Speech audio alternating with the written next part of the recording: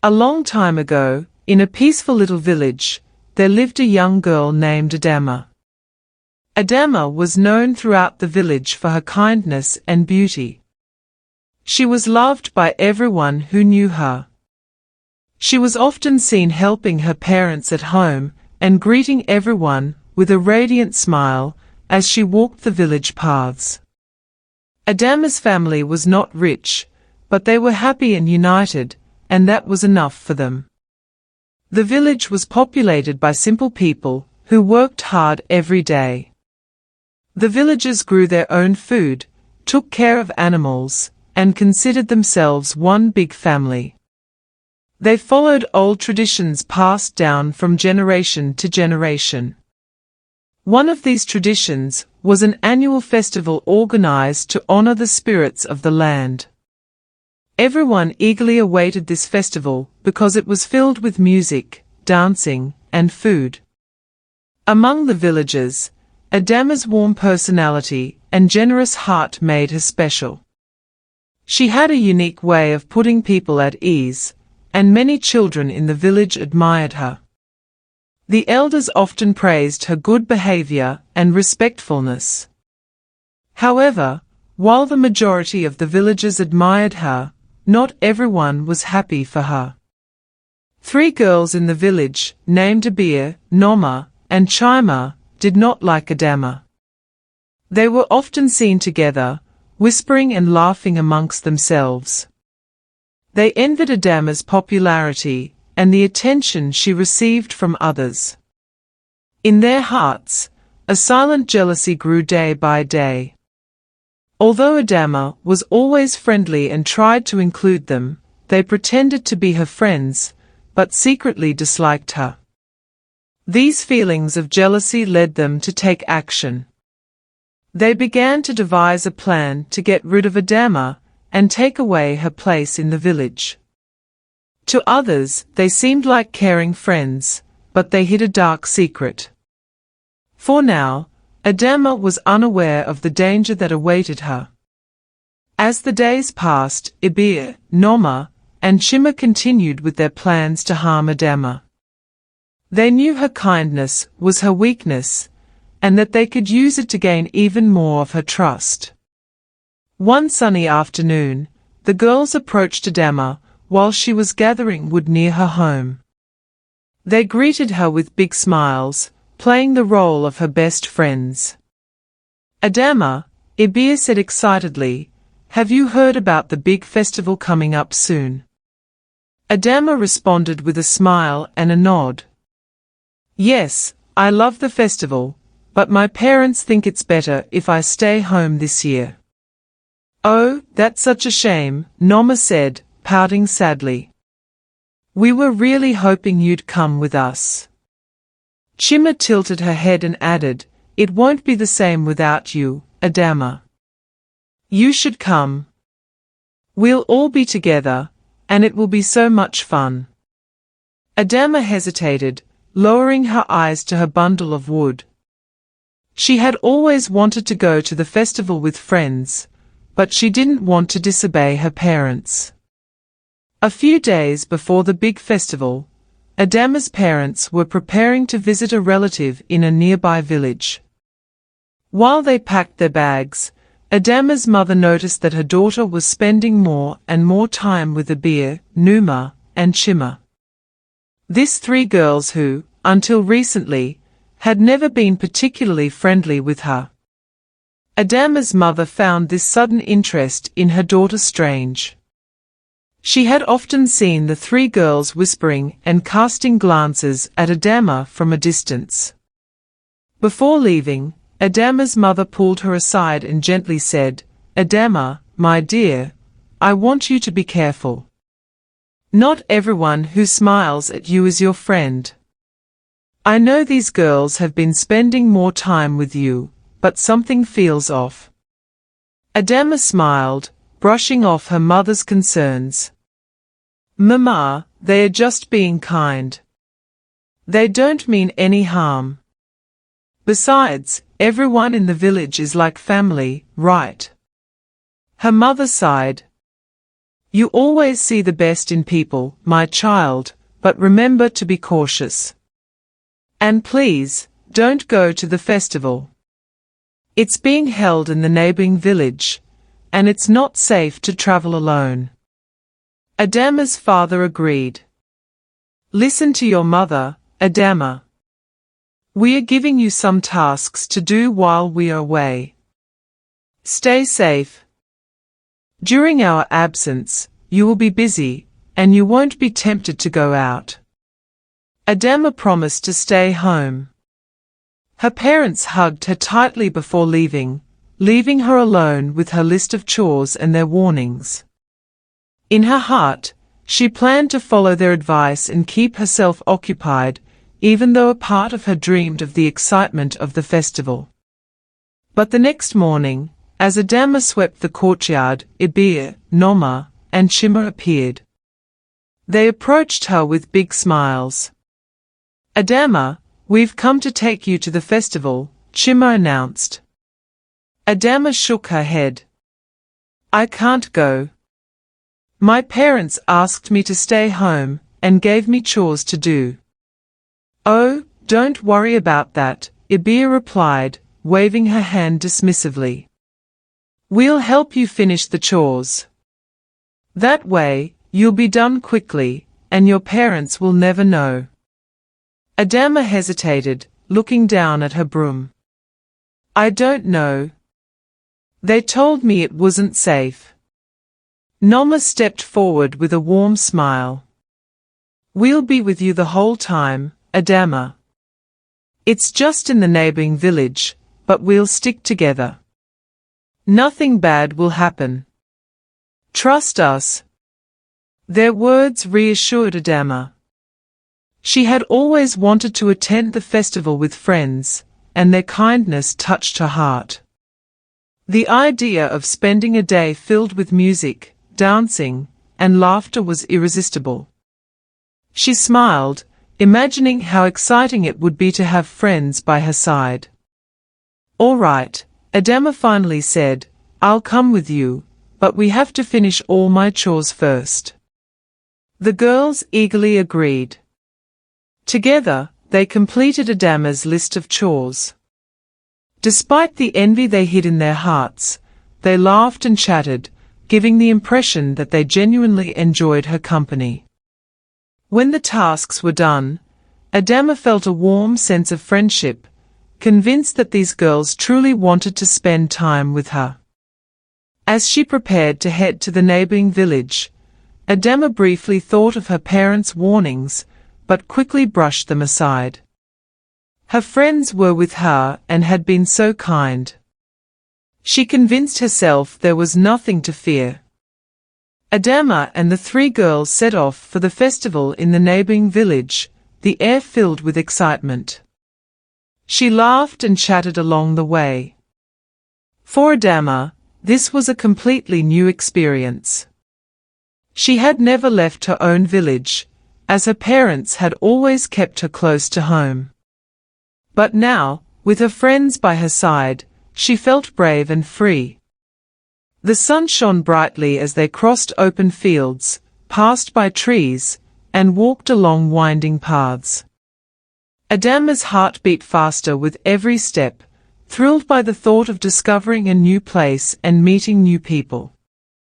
EVERYNIGHT and Shimmer walked ahead, occasionally turning back with warm smiles, as if leading Adanmma on a grand adventure. After a while, they reached a large, dark river that cut across their path. The water was deep and calm, almost eerily still, with a mysterious atmosphere hanging in the air. Adanmma looked at it curiously, wondering why the place seemed so quiet. EVERYNIGHT and Shimmer moved forward without hesitation, carefully placing their feet on the stones that crossed the river. They said nothing to Adanmma about the strange rule concerning the river, having no intention of protecting her. Adanmma, who had never been there before, had no idea that crossing the river carried a hidden danger. In truth, there was a rule: anyone crossing the river had to offer a gift in return. It was said that the river was guarded by a mermaid who demanded an offering from every traveler. Those who ignored this rule were dragged into the river by the mermaid and never seen again. The three girls were well aware of this rule, having crossed the river several times before. But they remained silent, planning to use this knowledge against Adanmma. Adanmma followed the girls, stepping cautiously on the stones. She looked around, fascinated by the strange beauty of the river and the peaceful calm surrounding it. When they reached the other side, she let out a sigh of relief, excited to be one step closer to the festival. When they arrived in the neighboring village, Adanmma's eyes widened in wonder. The festival was more lively and colorful than anything she had ever seen before. Stalls lined the paths, filled with food, treats, and handmade crafts. Musicians played cheerful tunes, and people danced in open spaces, their laughter filling the air. The smell of roasted food and sweet fruits floated all around. Adanmma's heart filled with happiness as she looked around. She was grateful to her friends for bringing her here, and her eyes sparkled with wonder.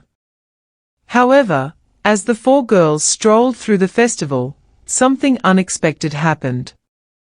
For Adanmma, and Shimmer, it was a shock.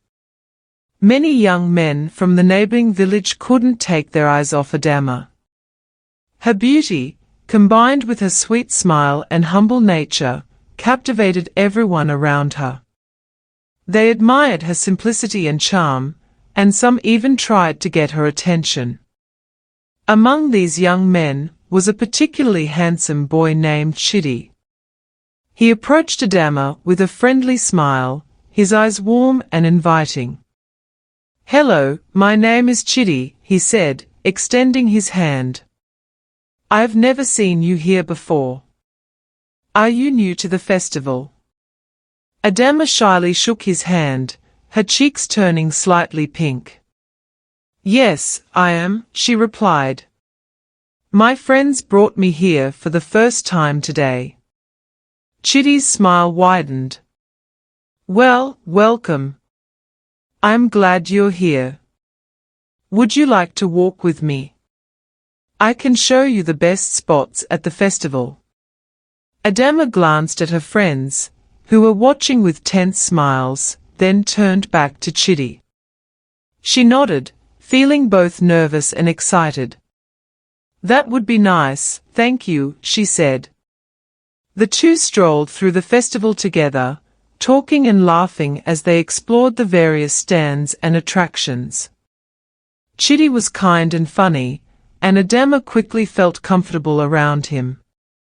They shared stories and laughter, and by the end of the evening, Adanmma felt like she had made a true friend. However, the more people noticed Adanmma, the more bitter Adanmma and Shimmer became. They had expected Adanmma to be grateful to them for bringing her, but instead, she was the one drawing all the attention. The young men, who usually noticed them, were now completely charmed by Adanmma. Ibi's face tensed, Nomma's eyes narrowed, and Shimmer clenched her fists, each feeling a mix of anger and jealousy. The three girls regrouped, their eyes never leaving Adanmma, who was laughing and chatting with Chidi and the other villagers. "Look at her," Ibi murmured, resentment lacing her voice. "She acts like she's better than us." "Yes," muttered Nomma, crossing her arms. "Everyone adores her, as if we don't exist." Shimmer glared at Adanmma from a distance. Maybe it's time to remind her that she's not so special after all. The three girls exchanged dark glances, their jealousy burning even more intensely. They knew Adanmma was unaware of the rule about the mermaid's offering upon crossing the river on the way back. They planned to keep this secret to themselves. In their eyes, this was the perfect opportunity to finally get rid of her. Meanwhile, Adanmma was oblivious to the bitterness growing in her friends' hearts.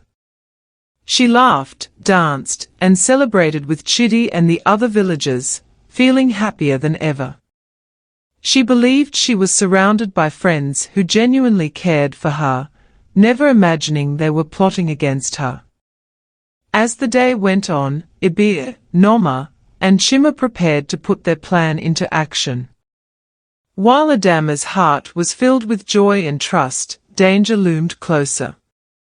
Completely immersed in the euphoria of the festival, her eyes shining with excitement, as she moved from stand to stand, she couldn't help but smile. Surrounded by laughter, music, and colorful decorations, she briefly forgot her parents' warning. This was a day of freedom and happiness, an experience she had never had before. But suddenly, as she turned to watch some dancers, she froze. At the edge of the crowd stood her parents, their faces stern and angry. Adanmma's heart sank. She knew she was in trouble. Before she could slip away, her parents noticed her, and her father approached her with determined steps, his expression serious. "Adanmma," her mother's voice called, cutting through the noise of the festival, "what are you doing here?" Adanmma lowered her head, feeling ashamed. "Mama, Papa, I'm sorry." She did not want to disobey them. Her mother took her aside, away from the curious eyes of the villagers. "We trusted you to stay home. We told you not to come here, yet here you are, ignoring our warnings," added her father. "Do you understand how dangerous this journey is? You should have listened to us and stayed home. Now, you must return immediately. This place is not for you." Adanmma hung her head, her eyes lowered. She felt a pang of guilt in her heart. She had not wanted to disappoint her parents, but the excitement of the festival and the kindness of her friends had made her confident at that moment. Just then, EVERYNIGHT and Shimmer appeared, feigning concerned expressions. "Oh Adanmma, are you all right?" Shimmer asked with a fake look of sympathy. "Yes, her parents are here," whispered one of them with a sly smile. Adanmma's parents paid little attention to the three girls, too focused on their daughter. "Go home now, Adanmma, and don't take any detours," warned her father. "Yes, Papa," Adanmma replied softly and sadly. Her parents watched her walk away with the girls before turning back, visibly upset, toward their relative's house. They hoped that Adanmma would learn a lesson from this experience. Meanwhile, the three girls exchanged satisfied and sneaky glances. They were fully aware of the river's rule, and with Adanmma now anxious and eager to go home, they had the perfect opportunity to carry out their plan. Silently, each of them prepared a small portion of food for themselves, ensuring they had something to offer the mermaid on their way back. They said nothing to Adanmma about it, acting as if nothing was out of the ordinary. Adanmma, for her part, kept glancing back, her heart heavy with guilt. She felt foolish for disobeying her parents, and wished for nothing more than to return home and make things right. The other girls walked ahead, whispering and exchanging sly smiles, pleased that everything was going according to plan. Finally, they reached the river, and once again, the strange, eerie atmosphere surrounded them. Adanmma felt a chill in the air, but hurried forward, not wanting to linger. The girls, however, stopped at the riverbank. Each took out the food they had brought as an offering. They exchanged knowing smiles, aware that their moment had come. As they prepared to cross, Adanmma noticed them holding food. Her heart skipped a beat as she realized something was wrong. She had nothing with her, no offering to give. She looked at her friends, panic rising in her eyes. Ibia, Noma, Chima, please, she pleaded, her voice trembling. Can I have a little bit of your food? I didn't know we needed to bring an offering. The girls exchanged quick, mischievous glances and burst out laughing. Chima, with a sly smile, clutched her food tightly. Oh, Adanmma, I'm so sorry, but we don't have enough to share. Yes, added Ibia with a smirk. We are not responsible for your mistakes. Adanmma's heart pounded in her chest, fear growing as she realized her friends wouldn't help her. Desperate, she begged them. Please, just a little. I didn't know. I just need something. Noma stepped back, crossing her arms with a cold smile. You should have thought of that earlier. We are not going to risk our safety for you, Adanmma. The three girls turned their backs on Adanmma and placed their offerings at the river bank. They crossed quickly, leaving Adanmma alone on the other side, helpless and terrified. Suddenly, the water began to ripple, and Adanmma felt a chilling shiver run down her spine. She stared at the river in horror as the calm surface transformed, revealing the figure of the mermaid rising from the depths. Her eyes glowed with anger as she fixed her gaze on Adanmma, her expression fierce and merciless. You dare to cross my waters without an offering, hissed the mermaid, her voice resonating over the river. Adanmma tried to step back, but her feet seemed rooted to the ground. She opened her mouth to speak, but no words came out. What will be the fate of Adanmma? Will the mermaid show mercy because of her ignorance, or will Adanmma face a grim end at the hands of this mystical being? The tension rises as the water ripples with an otherworldly force, and the mermaid's glowing eyes pierce through Adanmma's soul. The next part of this story promises suspense, drama, and a twist that will leave you stunned. Stay tuned to find out what happens next. If you've enjoyed this story, don't forget to subscribe, like, and share it with your loved ones. Until we meet again, take care.